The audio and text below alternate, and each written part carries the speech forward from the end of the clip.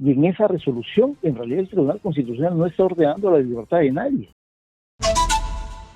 Voy a conversar con Carlos Rivera, abogado del Instituto de Defensa Legal y abogado también de las víctimas del caso Barrios Altos y La Cantuta, que son los casos que han terminado condenando a Alberto Fujimori.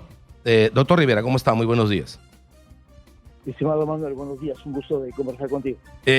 ¿Cómo lee usted la resolución? Estamos dando cuenta de cómo lee el abogado de Alberto Fujimori y él ha señalado que solo es un tema de procedimiento administrativo, que lo que demore de Lima a Ica y lo que demore en la disposición el juez, máximo entre 24 y 48 horas, Alberto Fujimori debe salir libre. ¿Usted cómo lee la resolución? Bueno, leo la resolución de acuerdo a los términos del texto de la misma, y en esa resolución, en realidad el Tribunal Constitucional no está ordenando la libertad de nadie, porque comenzando que la libertad de una persona, como lo hace cualquier tribunal penal o cualquier órgano constitucional, tiene que ser una expresión absolutamente clara y precisa, con nombres y apellidos, y no puede ser el resultado de una interpretación del abogado de la parte interesada, teniendo además en cuenta que lo que el día de ayer ha publicado el Tribunal Constitucional es un llamado autoaclaratorio. ¿Por qué razón? Porque luego de la sentencia de marzo del año pasado, tanto el procurador del Estado como el abogado de Fujimori presentan recursos aclaratorios sobre esa sentencia.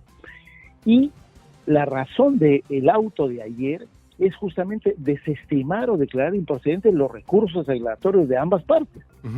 Porque justamente la parte resolutoria de este auto tiene dos puntos. Uno dice, declara improcedentes las aclaraciones. Por lo tanto, el Tribunal Constitucional está diciendo que no tiene que aclarar nada de la sentencia.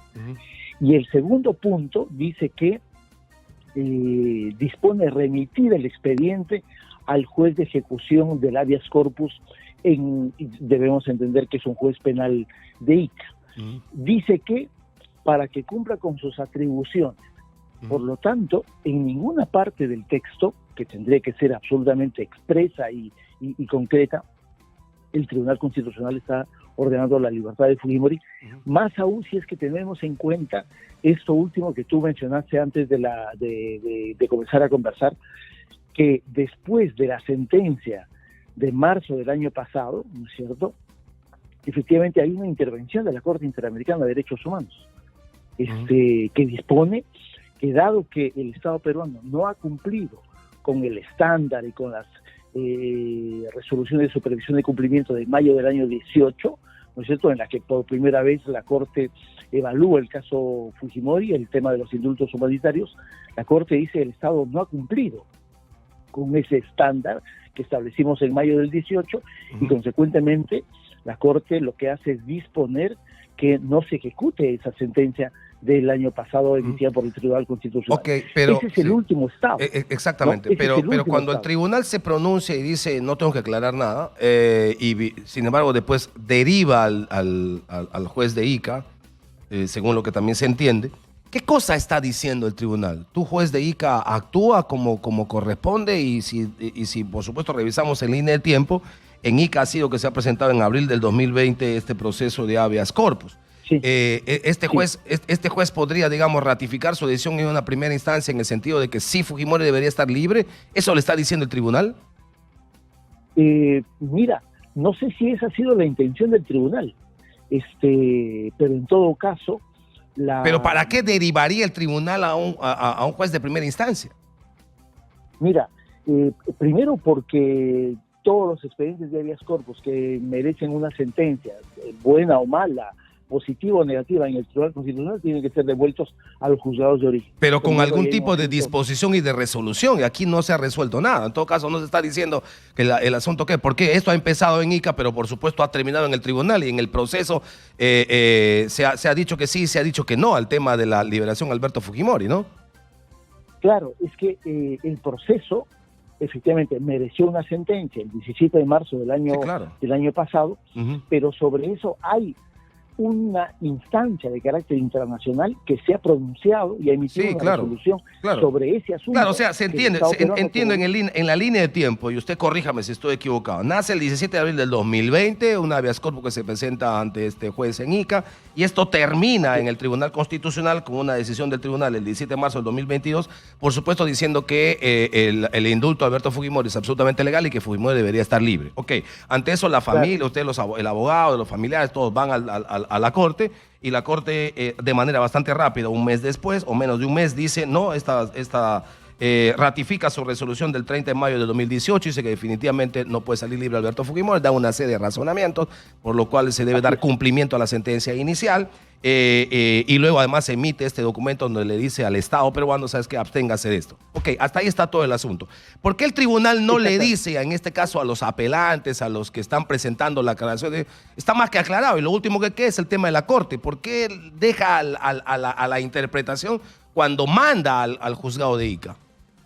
Así es. Mira, yo creo que esa es una buena pregunta, que de alguna manera el voto singular del magistrado Angulo la resuelve, porque el magistrado Angulo Monteagudo comienza afirmando que discrepa de la mayoría del Tribunal Constitucional, porque dice el tribunal, esa mayoría está desconociendo, o por lo menos no mencionando, las resoluciones de la Corte Interamericana de Derechos Humanos emitidas en este caso, en el caso Barros Altos y La Cantuta.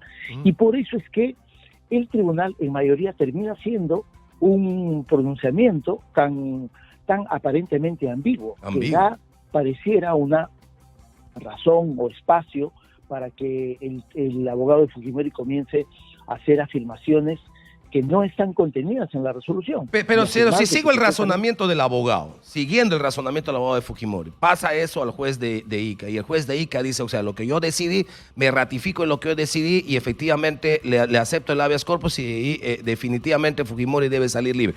¿Puede un juez decidir una cosa así tan abiertamente en discrepancia a lo que en marco de la convencionalidad, que entiendo en jerarquía de normas está bastante más alta, ha definido la Corte Interamericana? ¿Eso es posible?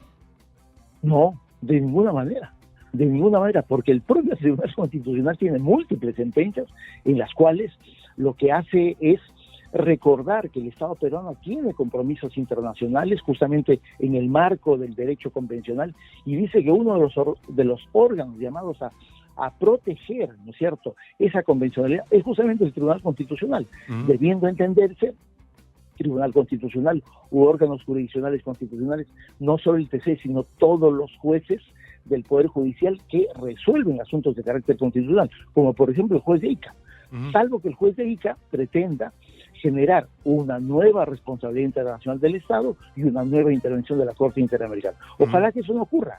Pero usted reconoce que podría ocurrir, más allá de que esté bien o esté mal, sea constitucional o no, esté de prevaricador el juez, lo que fuere. Pero sí podría darle un margen a esa interpretación. Si eso ocurre, si el juez dice, en el marco de mi condición de juez de primera instancia, sí autorizo y doy por válido el habeas corpus, por tanto Fujimori sale libre, ¿saldría libre Fujimori en la práctica y en los hechos reales a partir de la decisión de este juez? Mira, podría darse esa circunstancia, ¿no? Pero también hay que recordar que ya esa disposición la emitió el Tribunal Constitucional el año pasado y justamente no se cumplió en mérito a la intervención urgente que tuvo la Corte Interamericana. Digamos, como tú dices, tendría que ser una resolución prevaricadora, tendría que ser una resolución contra el marco propiamente constitucional que tiene el Estado peruano. Digamos, en el Perú eso podría ocurrir. Ya además, en el caso de Fujimori, esa sería la tercera oportunidad que se intenta romper ese orden jurídico. No lo descarto, que soy incierto. Ahora, si seguimos en ese escenario aparentemente surrealista de que podría ocurrir, ¿qué sería lo otro? Que hay que ir o tendrían que ir, en este caso usted como abogado de los familiares, que siempre le abre espacio la Corte Interamericana, porque además es parte en el proceso, irían otra vez a la Corte y esperarían que de manera así de rápida, como ocurrió el 2022, pueda otra vez la Corte volver a pronunciarse. Ese es el camino. Y creo que la Corte, mira, yo daría absolutamente por descartado que la Corte va a repetir y va a emitir un pronunciamiento en el mismo sentido del 22 con la base. Que además ratifica el sentido del 18, ¿no? O sea, sería el 23 ratificaría lo que ha dicho el 22 y el 22 ratificó lo que dijo el 18. Sin ninguna duda, sin ninguna duda. Ese camino, porque además teniendo en cuenta que la Corte Interamericana lo que mantiene es una línea de jurisprudencia absolutamente coherente, previsible, y creo que en esa materia ya ha resuelto ese tema y básicamente sería una reiteración o una repetición de los dos pronunciamientos anteriores. Sin embargo, entre el pronunciamiento del juez, que es una decisión de primera instancia y que tendría, en todo caso, y lo voy a entrecomillar, una decisión que tendría que cumplirse, y el pronunciamiento de la Corte Interamericana, durando estos 10, 15 o 20 días, no sé cuánto tiempo, ¿Fujimori estaría libre? Mira, podría darse esa circunstancia, ¿no es cierto? Podría darse esa circunstancia, ¿no? Ojalá que eso no ocurra, porque finalmente nos va a generar un nuevo problema y una nueva responsabilidad internacional del Estado, pero podría generarse, ¿no? Cuando usted dice una nueva responsabilidad, ¿qué significa? ¿Que nos podrían sancionar? O sea, ya el Estado peruano viene de, en los casos de los asaltos y la captura, tener sentencias en contra, en las cuales se ha dicho, oye, acá hubo una grave violación a los derechos humanos como consecuencia de la actuación de funcionarios públicos, ¿no? Ya, eso es una responsabilidad internacional.